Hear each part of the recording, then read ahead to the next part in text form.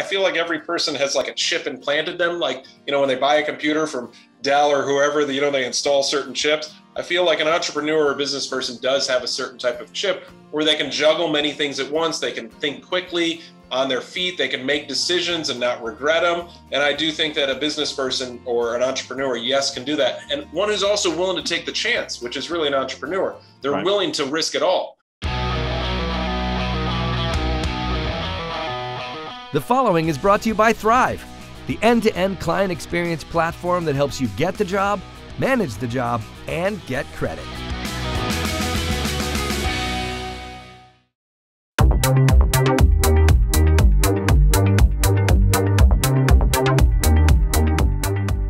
Hey everybody, this is Gordon Henry at Winning on Main Street. And this week you get to meet an amazing guest, Ryan Kugler, who owns not one, not two, but three small businesses. Since 1998, Ryan has launched Plan B, which helps manufacturers liquidate excess inventory, A5 Events, which organizes corporate events for large corporations and nonprofits to help raise funds with charity often, and Ideal Content, which works with Fortune 500 companies producing new and unique high-end marketing products, all under the roof of something he calls the Kugler Group. Welcome, Ryan. Thank you. Thanks for having me. I appreciate it. Great intro. All right. Well, it's great to have you. And I'm just super excited because you've really done what a lot of people want to do, which is be, kind of a mega entrepreneur. It's really, really exciting. So first, just tell the audience, what do you do? I work. I basically, like you said, you did a great intro. You're hired. I decided to juggle three companies at the same time, own three companies, which is different. Instead of just doing one job, one thing, one task, one function, one post, I decided, you know what, I'm going to make life exciting many years ago and have three different organizations, three different companies that I work at. I'm not like a silent owner or, an investor or anything like that. I'm actually juggling all three companies every day with my other employees who all work all companies, which makes it exciting for them. And they do a wonderful job helping me as the support team. I want to come back to the three businesses in just a minute. We're going to get into that in depth, but just to take you back to where you started, you started life. Well, let's tell it. When you were a kid, did you dream of being an entrepreneur? How'd you sort of become an entrepreneur? I think when I was a kid, I don't think I knew what the word entrepreneur was, nor did I think it was part of everyone's, talk and patter of that word entrepreneur, because there's a new set of words these days. I just wanted to work. I actually wanted to just go to work, have a job, make money, spend money. I used to go to school and carry a briefcase to work because I thought that was cool, because I love that whole mock-up of that. And I got ridiculed for that. But, I think who's laughing now? Anyway. Right. I don't mean that disparaging thing, but that's really how it was. Did I think of owning three companies? No. Actually, when I was younger, I wanted to be a director and be in film. Right. Now, I understand you grew up in, I think, you moved to LA. Where did you start out and how did you get to LA? Chicago. So how did you go from Chicago to LA? And you did go into the movie business. A little, not really the business of making money, but the business of doing it as a hobby. But yes, I lived in Chicago and my parents got a divorce. So my mom moved to LA and I lived in Chicago with my father and my stepmother. And I would go visit her and she was in PR. So she would do PR for films. So she'd always bring me to a set and I just thought it was the coolest thing. I mean, once you're on the set of a movie or you come to Hollywood, it's just really cool. So I wanted to get into that. So then my father decided to move to LA, which I thought this is the greatest thing in the world. And basically moved near some movie studios and decided to take a summer where I didn't go to school and learn the movie industry and rode my bike to all these different movie studios and just rode on the lot, as they call it, and watched them make movies and TV shows. And it was very, very educational. And what was your angle entering the movie business initially? Because you did have some work that you did in that space, right? Yes, I basically was just learning. I was 13 at the time, so I was just learning how things are done because I think the best education is watching and doing. Well, I couldn't do physically because it's illegal for a 13-year-old to be on a movie set working, meaning making money. And I tried and tried. I'm like, can I just move this for you? And they're like, no, it's against the law, union laws, etc. But then I was on the Cheers set, which was the #1 show at the time. And Ted Danson was there and said, who are you and what are you doing? And very nicely. And I said, I want to be a director. And he gave me an opportunity of a lifetime and said, good, well, I'll tell you what, you write a little script, a short, and you can direct anyone on the set here in the movie. So with a short. So I basically made a 2-minute short of Woody Harrelson, Ted Danson, Kirstie Alley, and George Wendt. And it was very cute and fun and something a 13-year-old would make on their home video camera. And so from there, it kind of escalated. But I then took a different turn, going to school and finishing school. What do I do now? And moved to Florida. But I got into my first business was called DVA, which was kind of the backdoor of the movie industry of selling VHS videos from the studios to video rental stores. Okay. So how did you pivot from that to what you're doing now with the 3 companies that are under Kugler? Good question. So what we were doing when I finished school is I was in a family business in Florida, and we were selling videos to Blockbuster Video, Hollywood Video, back then when you rented movies instead of just turning on your TV. And basically, as time evolved and people started not buying movies anymore, anyone who's listening, was the last time you bought a movie, and it all went streaming, meaning physical. So when people started streaming and downloading movies, I saw a change and said, well, I need to sell other products. I can't just sell something that's in a dying world, like a beeper or, a buggy whip. Those things aren't used anymore. So I saw that with VHS videos and DVDs, and basically started selling items to anyone and everyone. So when you would sell a video to a retailer who would buy a video, whether it's a grocery store or a mass merchant like Best Buy, that buyer bought 100 other items. So I decided to expand my horizon to sell 100 other items times 1,000. So my business pivoted in selling any type of widget that a retailer carries in their store, anything from plywood at Home Depot to extension cords, to tools, to refrigerators, to cups, to mugs, to plates, to sheets, to et cetera. Whatever it is, the business basically buys and sells that item. And that's the Plan B now. That's the plan, right? Plan B, distribution business. So one part of Plan B that I'm trying to understand is, so if a manufacturer or a wholesaler has excess inventory that basically they can't sell or they don't have time to sell, you buy it and then you find a way to sell it. You find a customer for that. Why is it that you can find a customer for it when the guy who manufactured it or wholesaled it to begin with can't find a customer for it? That's a great question. So Plan B is really if Plan A doesn't work. So any manufacturer, wholesaler, retailer, they always have a plan when they come up with a new product, or any of your listeners that are selling something on Amazon. They go, I got this great new product. I'm going to invent it. I'm going to manufacture it. I'm going to sell it. Well, eventually, like in anything, there's evolution and things change. So either they're doing a product change or the product is just done and nobody's buying it anymore. And they always have some type of excess inventory, some inventory, surplus inventory, overstocks, whatever, that does not move anymore. Well, we are the Plan B. So we give new life to the product and we find new homes. Now, why us? It's our specialty. It's our niche. We work with retailers that are used to buying items that are lower priced and that they're done with, meaning that they want to expand on where other retailers might be done with it. And you can always give new life to anything, from a bicycle that your kid's done with and you put it on the curb for someone else to take and they go, this is great. One man's gold is another man's trash.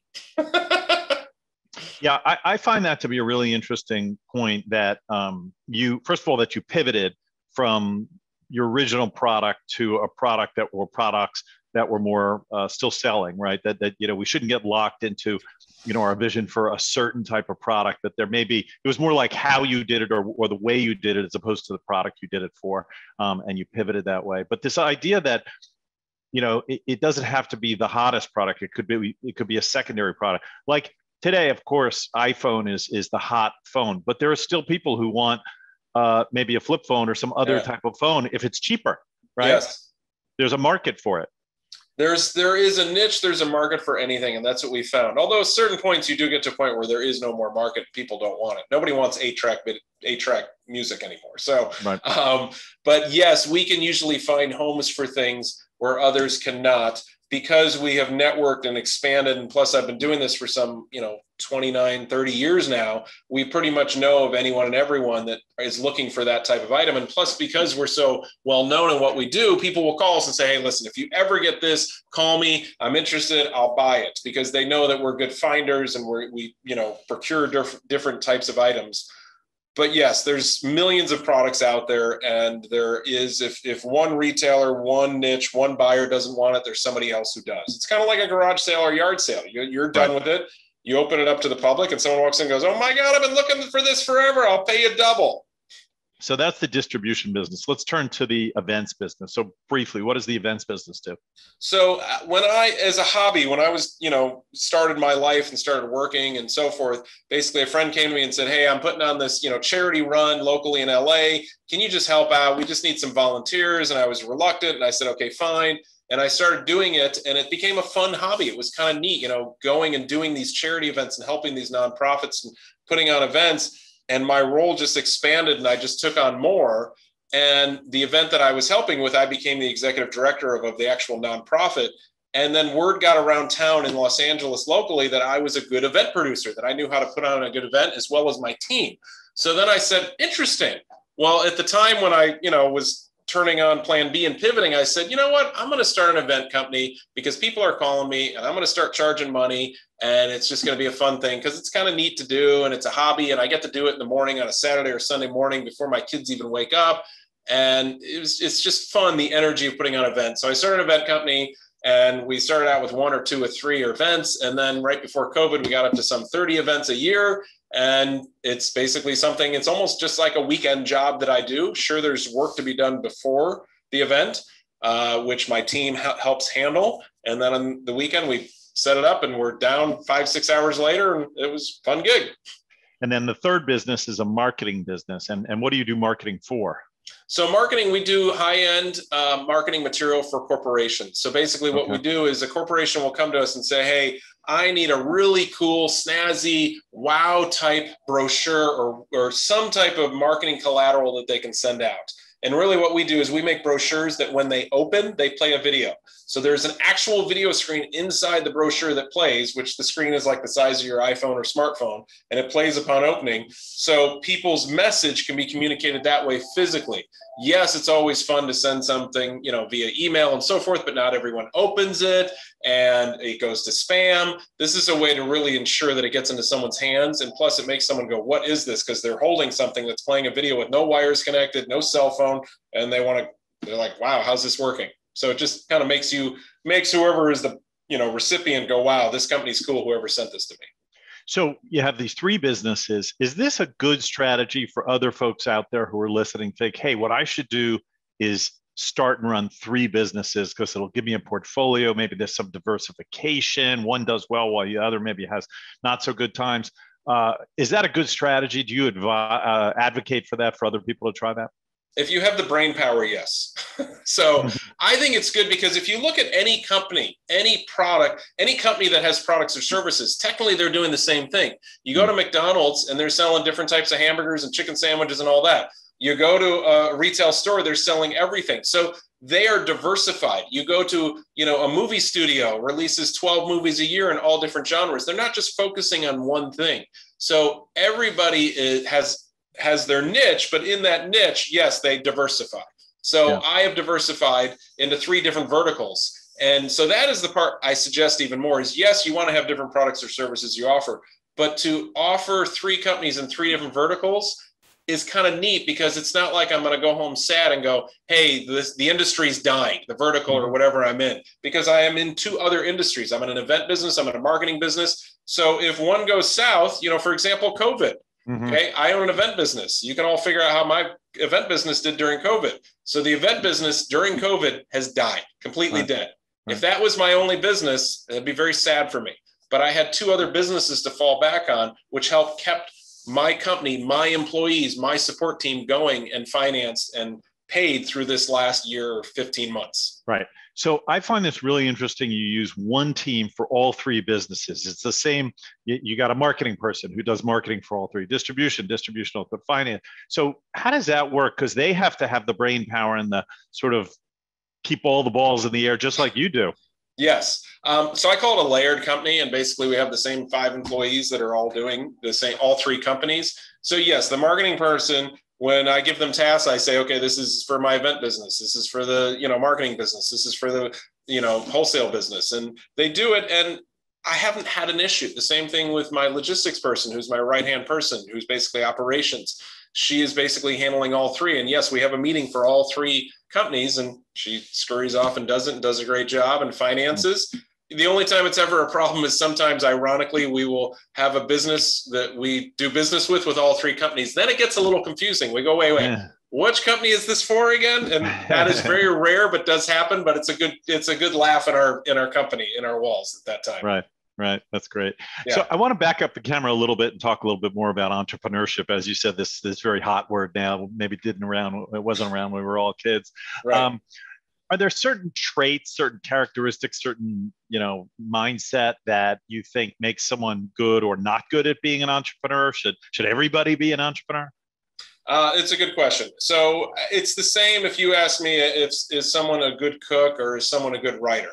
I'm not a good writer. Okay. I don't know how to write that well. Sure, I can write a sentence, I can write an email, but I'm just not good at structuring words and telling a story. So when it comes to entrepreneurship or someone being a business person, I do feel that there are certain traits you need to have. One, I think going to school and learning business, college, whatever, is the best thing. Two, I think it needs to, it's almost, I feel like every person has like a chip implanted them. Like, when they buy a computer from Dell or whoever, they install certain chips. I feel like an entrepreneur or a business person does have a certain type of chip where they can juggle many things at once. They can think quickly, on their feet. They can make decisions and not regret them. And I do think that a business person or an entrepreneur, yes, can do that. And one who's also willing to take the chance, which is really an entrepreneur. They're Right. willing to risk it all. Me starting three companies around the same time at the same time, I was willing to take a chance and go, well, if one fails, it doesn't work. Okay, we move on. I'll start another one the next day. So you have to be willing to take a risk. You have to make quick, snap decisions. You have to be able to basically, be willing to go with the flow and deal with business, because in business, you are dealing with other businesses who have their own policies, their own rules, and you also have to adapt to that and just be able to move and pivot at any time. Right. Ryan, you mentioned training in our schools and how kids coming up should learn business. I'm curious about your thoughts on training in our schools generally now. Are our kids being taught the right subject? Should we be doing something differently in our schools? You hear a lot of stories about kids coming out and not having the right directions. What are your thoughts on that?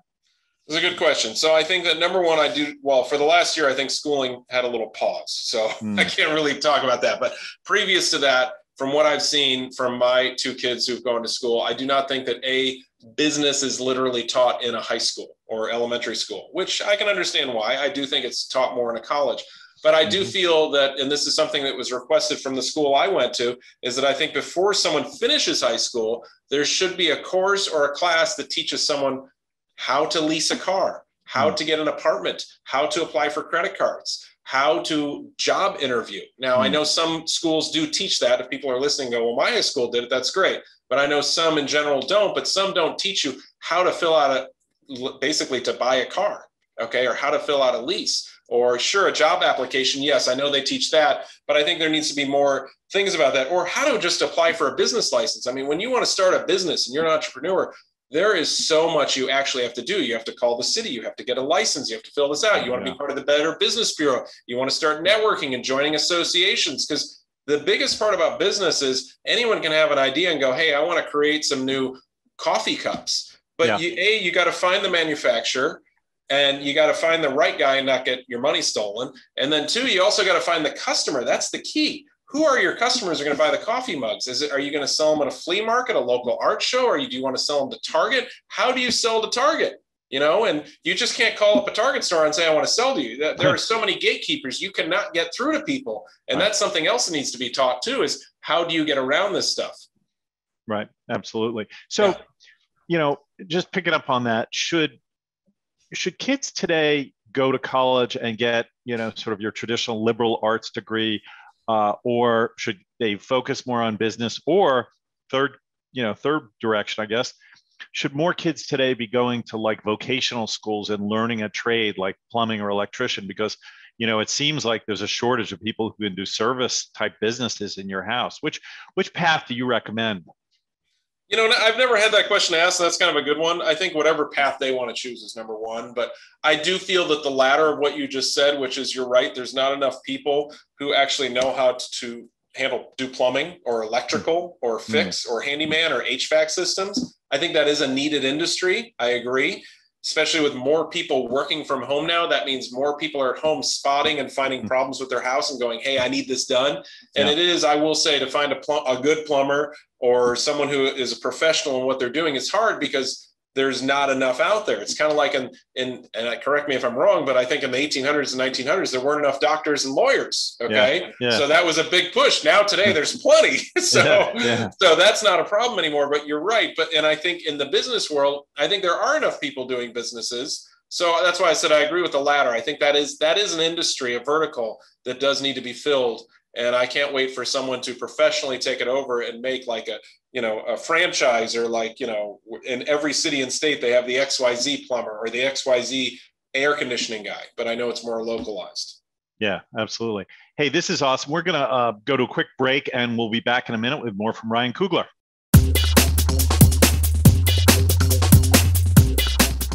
Are you a small business owner paying too much in tax? My name is Mike Jezoshek, and I'm a CPA and host of the Small Business Tax Savings Podcast. What I want to introduce to you is our tax minimization program. All too often, we see small business owners, when they think of tax, think preparing and filing tax returns instead of tax planning. That is why we launched the tax minimization program. The goal of our program is to make sure small business owners are paying the least amount in taxes as legally possible. As part of our program, you'll have access to a library of tax strategies along with implementation guides. So not only do you get to understand a tax strategy, but you'll have the guide on how to implement it in your business today. You also have unlimited access to our team to ask general tax questions. Have a tax strategy you want to run past us, or a tax situation that came up, feel free to reach out to our team. We also do monthly group training sessions and have a private Facebook group, and so much more. To join our tax minimization program, go to taxsavingspodcast.com/tax. That's taxsavingspodcast.com/tax, and be on your way to saving the most taxes as legally possible.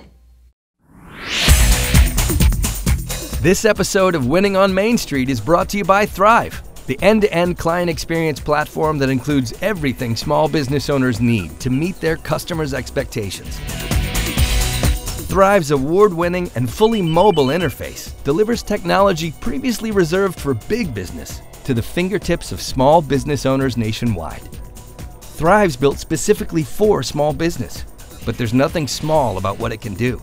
Thryv handles your entire customer experience, helping business owners reach more customers, stay organized, get paid faster, and generate online reviews, all from a single device or screen.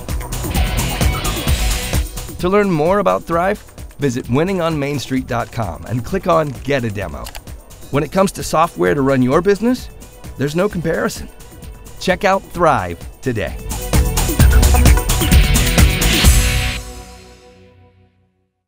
We're back with Ryan Kugler, having an awesome conversation about entrepreneurship and Ryan's incredible background, starting 3 companies and managing 3 companies. So I wanted to ask you now a little bit bigger picture. I've noticed you've written some blogs, you've been on a number of podcasts like this. You're a businessman. You're obviously really busy running 3 companies. I'm curious why you talk to people like me on podcasts. Is it just to bring you more business, or is it more like a higher purpose, like you want to help people get started? Thank you for asking. I want to help people get started. I appreciate the listeners, but I don't expect any business from this. I can get business organically, and it's great. But actually, I'm doing this, and I reached out to you because, hey, I love your podcast, and I think it's great with what you're doing. Thanks. And I think it's excellent when a business owner or a salesman or someone is actually doing their own podcast, because they're imbuing and infusing their information, their data into the listeners. And those listeners are eager, looking for answers and looking for ways to improve themselves, which is the key. They're looking to improve themselves. So yes, I like to do this because I want to say, hey, here's how you can improve yourself. Here's how you can do better, because I'm in business like you are. And I deal with a lot of people every day. I get so many calls and so many emails. And I notice that something that's coming out in the world is some people are not educated in certain ways. And I would love the opportunity to say, hey, here's some good points on how to do business better. For example, like, hey, don't give up, be persistent. You don't just call someone once and be done and go, oh, they didn't call me back, I'm done. You got to keep calling them in today's age, which you'll probably agree with, Gordon, is it takes 3 times as much now to close a deal. Where maybe 10 years ago, sure, you can close it and it's done, but now it's like 3 times harder because you have to keep that person's attention, whoever the prospect is, and then remind them of why they liked it over and over, and then finally get them to cross the line and go, okay, I'm going to give you the order. Even after they tell you they're going to give you the order, you still need to keep like persisting and saying, okay, here's the invoice. Okay, pay for the invoice. Okay, here's how I got to train you or whatever. So persistence and don't give up is number 1. And number 2 is communication. Really, communication is key. And unfortunately, the electronic age is now training people that communication is not as important, because you could just write, TBT on a text, or, I'll let you know, or what I keep, our whatever, all these acronyms that my kids know, which in the business world doesn't really work. You actually need to open your mouth and communicate and have a conversation and create some love there, which means you got to get someone to like you and then get them to talk back to you. And it's really key in communicating that you, call the person, talk to them, have a good manners, and then also do follow up too. If they ask you for something, or, follow up, and replying to emails is key. And, just the communication alone, and just that is key in today's world, because I deal with so many people that don't reply to emails, don't return phone calls. I understand you get busy, totally got it. But you just got to keep that in no matter what. And, like, for example, if you're going to start a new business, anyone who's starting a new business, go get yourself a website. Go get yourself a URL. It's very cheap, very cheap. Yep. Do not use Gmail or AOL. It makes you look professional if you have your own john@johnsmith.com. And it's so cheap to do. Right. And put that in your email, put it in your signature, promote it, build a website, get a good CRM software, that you could use that keeps you up to date, to follow up as well. So I want to do this to help people. Just these words alone, hopefully someone, it snaps and they go, oh, you're right. And then they get some sale because of it. Yeah, no, I really appreciate it. And I agree with you that persistence and when you're trying to break through to people is just so critical, because most business, I can tell you for myself, I get probably, 75 or 100 unsolicited emails a day. From various companies, and I don't know if these are real people or bots or automated or marketing automated. I'm not sure exactly where they're coming from, but you really can't reply to. You could spend your whole day doing nothing, but so you don't, and as a result, it is hard for people to break through. It is, but let me point. So you're right about the bots. That was good you brought that up. But you've probably noticed that you will reply quicker to an email address that actually says John@johnsmith or whatever, quicker than 2563@gmail.com. 100%. Yeah, and that's why I tell your listeners, if you're going to do business, do not use that as your business email, because if you are soliciting that way, you will get deleted right away, because I do not reply to those emails, especially when people say, oh, I own a website company and I can make your website better and I can do all this. And I immediately look at the email. And if the email is 2653@gmail or yahoo.com, I hit delete, because I just know that if they couldn't invest the time to get a real website and a real email, then I'm not going to invest my time to reply to that email. Right. And obviously, the more personalized it is, the more it's likely to stand out. If I say, hey, Ryan, I heard you on the Winning on Main Street podcast last week, automatically, this is somebody who's put a little time into thinking about this email, as opposed to, we here at Tech Titans USA, it's just like any company could say that. Yeah. Right. I agree with you. Yeah. Starts like that are not good. What I have found with emails is ask a question in the subject line, give the answer in the body of the email. But yes, say the person's name, John, and then make it succinct and simple. Sometimes you get these emails, Gordon, you'll see they're like 4 paragraphs long, and you're like, right. I don't, you're a successful businessman too. Yeah. You don't have time for this. Just ask a question, give an answer, and pray and hope they reply back. Right. Get to the point. Yep. Yeah. So just moving on here, I'm curious, you're a successful business person in California. You have 3 companies. I hear a lot of people complaining about California these days. I hear a lot of companies leaving California. You hear, people going to Texas, people going to Florida, either due to the high taxes or lots of homeless now in LA and San Francisco, complaints about the governor and so forth. What's your view as somebody who's really in the trenches there in California? What's your view on what's going on there, and any thoughts about more nationally as well from a business perspective? So I have lived in California for many years. The state is aesthetically beautiful. It is a beautiful state. The mountains, the beaches, the air, the temperature. It is a great state. It has so much beauty. And unfortunately, the state has had its issues over the last year or years. And I think it has more to do with the government of it, and then people agreeing with the government, because the government can go as far as they can if the people keep supporting them. So I do believe that, you have to look at one side or the other. I have many friends that have left. I've actually counted like 53 friends that have left the state and gone to other states. Wow. But I am staying here. One, my wife wants to. I probably would have moved, but we do have a child in school here, so we can't just get up and leave that quickly. Sure. But the state does help me with business. I mean, originally when I came here and I moved to California, the state, all the people, I came here because there was so much energy. People wanted to make movies. They wanted to write scripts. They wanted to start a business, in Silicon Valley. And I've noticed that's kind of waned or just gone down a little bit due to the recent couple of years. And it is what it is. But I know I still want to run businesses from here. And I will tell you that my event business, I kind of need to stay because we do a lot of events and we're well known with the city and state for events. So We're going to stay for that. And two, my marketing business does well here too. My wholesale business, I mean, I can do the business anywhere, but when you're physically needed to put on events in the state of California, it's probably best to stay. But we do events nationwide. We do a lot of events in Texas. We've done events in Utah and so forth. So right now, it's fine for me staying. Do I think it will get at the point we're at? I think it hit the precipice. I don't think it's going to get worse, to be honest with you, because I think that there's so much notice about the state not doing well that now it can only go up. So, But I'm going to stay for now. And I think if people like the beauty of the state, they should stay. I think if they're paying high taxes and they're selling horses and horses aren't really sold in California and more in Texas, then they should go to Texas. Got it. So what's next for Ryan Kugler? You got 3 businesses. I assume now that COVID's hopefully kind of coming to an end, maybe even the events business is looking up. Things are, brightening up generally right now economically. Are you looking to start business number 4? What do you see around the corner? That's a good question. So my first thing is to get the event business back up to normal, back up to, let's just call it February 2020. Okay. So I'm kind of restarting a business, okay, because it kind of died over the last year. We actually just got our first income today for an event that we booked. So that to me is a start. So it's like, hey, I got my first dollar. Nice. So I'm building that company back up and I'm going to get it back up to 30 events, okay? The other 2 businesses are kind of, on their own, just kind of running as a machine organically, which is great. The marketing business did drop a little bit, so pick that back up, okay? So get the business, all 3, back up to the state that it was in February 2020.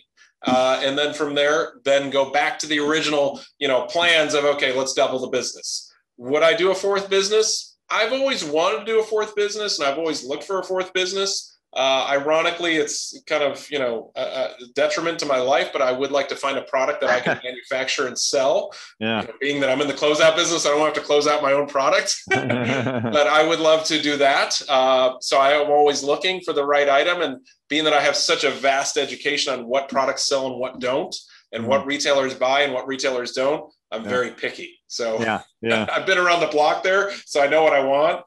But that would probably be the only thing that I think about, maybe, on a Sunday night at 7:00. Should I sell that? Because, I watch Shark Tank and I see all these new products and I can instantly go, that's going to be a closeout. That's going to do well. That's funny. Yeah. So Ryan, with such a busy life, the 3 businesses, it sounds like you have a wife and children, family. What do you do for fun? Watch movies. I mean, it's been a little limited what you do for fun in the last year because, I'm in California, the jail state, so we haven't been able to go out until a few weeks ago. Right. I am very entrenched with my kids. So, birthday party, I'm the type of father that goes to the birthday party and goes to the gymnastics class and sits there and watches, just because I love kids and my kids, and I think it's great to see them. And, and it's always fun to go and network at these little birthday parties and hear what's the latest after eating the usual pizza and cake. So I guess that my kids are my hobby, and, being the event business is going to pick back up. The event business was my hobby. That was my golf game, because it would take me every Saturday and Sunday morning for 6 to 8 hours. Right. So, because it is kind of fun when you're managing thousands of people who come, you set up a whole event at, 6 a.m, they all show up, they all leave by 10, you close it up and the whole thing's done. Wow. So that's really it. Other than that, travel, be with the wife. And, over COVID, we counted, I think I've been to, 10 or 15 resorts. So, because in California, we wanted to get out and go places. Okay. So just a little weekend trip. So there you go. Very good. Very good. Well, Ryan, this has been great. I really appreciate you joining us and spending a few minutes on Winning on Main Street. Our audience, I think, really enjoys hearing, from successful entrepreneurs, how they made it, what they did, what the keys were to their success. And so, your words of wisdom, I think, will really be appreciated by everybody. Thank you. I appreciate great questions, and I love your background. One day we'll flip this around and I can interview you. That would be awesome. That would be awesome.